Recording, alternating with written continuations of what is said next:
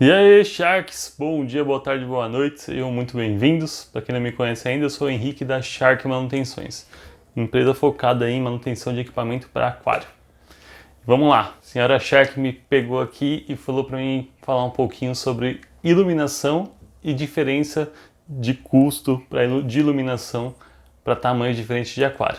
Então, a pergunta é a seguinte: você já pensou no tamanho do seu aquário em relação à luminária que você vai colocar ou no valor que você vai ter que investir em iluminação com o tamanho do seu aquário? Então bora tirar essa dúvida aí.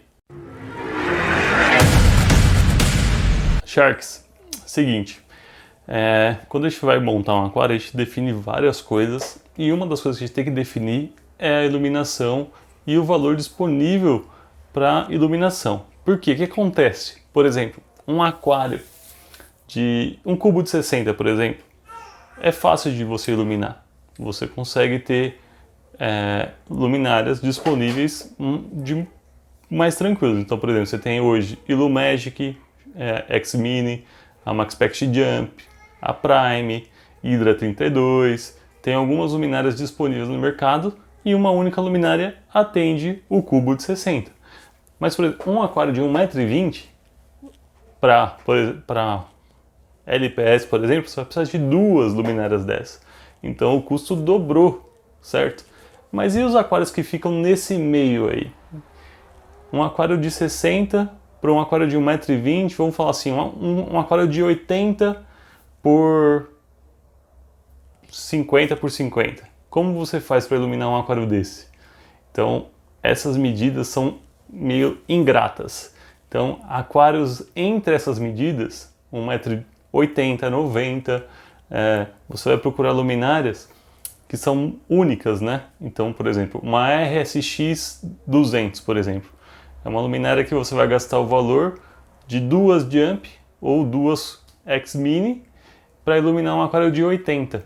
Então, às vezes, você tem que levar em consideração o custo que você vai ter com a iluminação para dimensionar o seu aquário com o tamanho do seu espaço, porque de repente você vai gastar o mesmo valor num aquário de 90 para iluminar e um aquário de 1,20 m.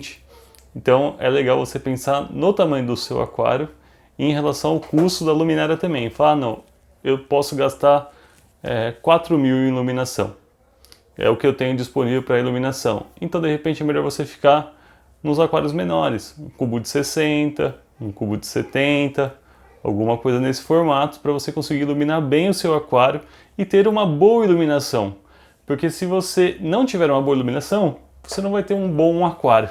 E aí você já começou errado e não queremos isso no aquarismo em si, certo? Eu sei que tem muita gente que vai discutir isso comigo, mas é uma opinião minha e de muitos aquaristas aí também, certo?